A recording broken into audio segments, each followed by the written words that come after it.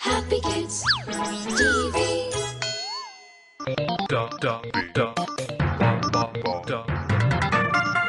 The Holy Tales. Holy, holy, it's story time. I know, Gumbo. I have been waiting for you all to come. You're going to tell us one of Jesus' stories, aren't you, Holy? Yes, and today I am going to tell you the parable of the unforgiving servant.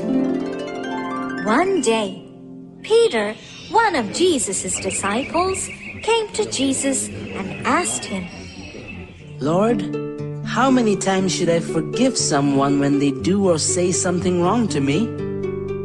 Jesus knew that everyone should learn to forgive someone if they are sorry for what they have done. Instead of saying always, Jesus said 77 times. Peter was confused. So, Jesus decided to tell him a story which would help Peter understand better how important it is to forgive someone when they have realized their mistake and are sorry for their behavior. Jesus told Peter the story of a very rich king. The king had many servants who worked for him. Some of them looked after his treasury and were in charge of the other servants. One day, the king decided to test one of his servants who was looking after his money. He wanted to see if he was doing his job perfectly. So, the king went to check his treasury. When he checked, he saw that the servant had not paid the bills. Instead, had borrowed the money for his personal use. The amount of money that the servant had taken was not a small amount. The servant was in huge debt. So the king called for the servant. I know that you have taken money from the treasury without asking me. You have committed a crime for which you will be punished. I will sell your family and you as slaves and take back the money that you have taken. The servant was very upset. He knew that if his family and he were sold as slaves, they all would have to live in different places. They might not be able to see one another ever again. So the servant begged and pleaded for forgiveness. The king felt sorry for the servant. He decided to forgive him. He even told the servant that he did not have to give back the money to him. As soon as the servant left the court, he met another servant who owed him some money, a very small amount. Even though the king was nice to him, the servant grabbed hold of the other servant. He started shouting at him, Give me back the money you owe me, or else I will throw you into the prison. People saw the servant treating the other man this way and went and told the king. The king was very, very angry. He thought to himself, I forgave him a huge debt, but he could not forgive another man who owes him a small amount of money? He called for the servant once again and threw him into prison. So, did you children understand the meaning of the story? Yes, the story means that God always forgives us for all the wrong things we do to Him. Now He wants us to forgive those who do wrong to us. Well done, Tabby. That's exactly the meaning of the story. I hope you have understood the story too, Gumbo and Freckles. Oh yes, we have! All right then.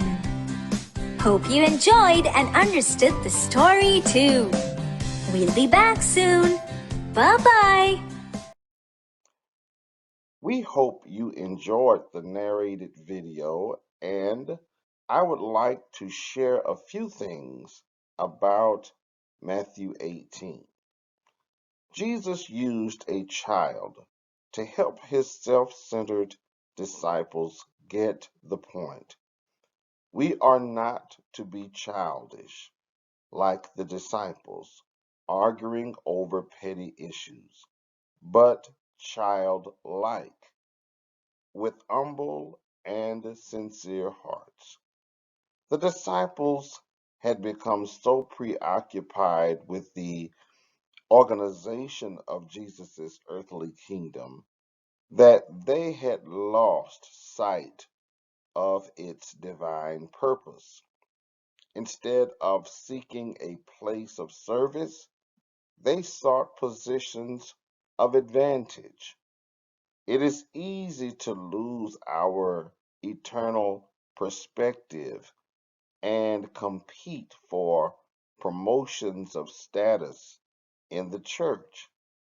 It is difficult but healthy to identify with children, for they are weak and dependent people with no status or influence.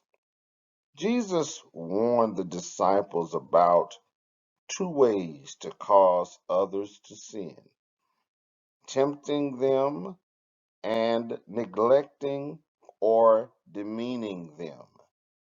As leaders, we are to help young people or new believers avoid anything or anyone that could cause them to stumble in their faith and lead them to sin.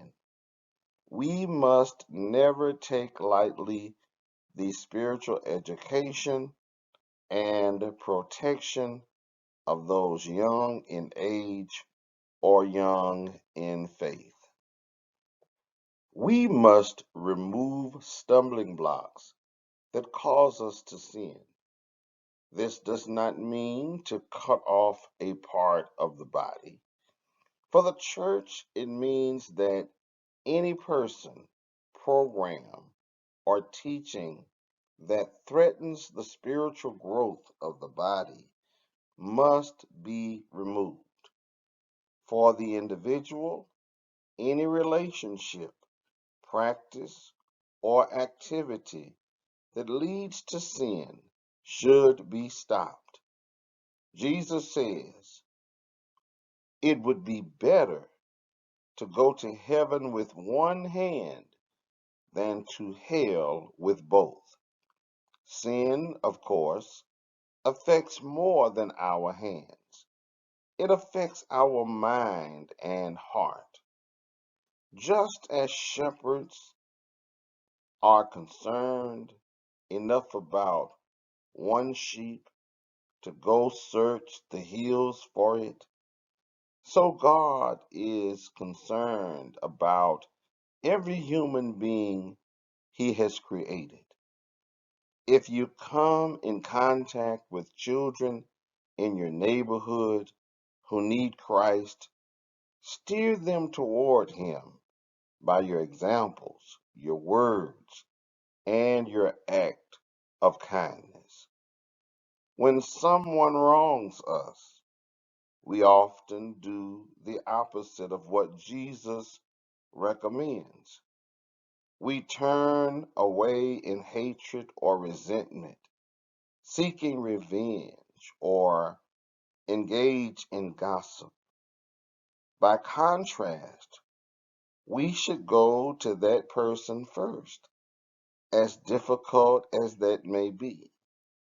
Then we should forgive that person as often as he or she needs. This will create a much better chance of restoring the relationship. What does God say about love? Love is a big deal. Jesus shared his views on love. It's recorded in the book of Matthew where he said, "You must love the Lord your God with all your heart, all your soul, and all your mind." This is the first and greatest command. A second is equally important: love your neighbor as yourself. Matthew 22, 37 through 39. Living for God is pretty straightforward. Jesus summed up how you should live your life every day, that is, loving God and loving others. Some people find it hard to love others. In fact, you might have someone in your life that is hard to love. But if you know Jesus as your Savior, you can turn to Him and ask Him to help you love that person. Trust Jesus to help you, and He will see you through it. Remember, Jesus' perfect love will cast out all fear, and that is good news.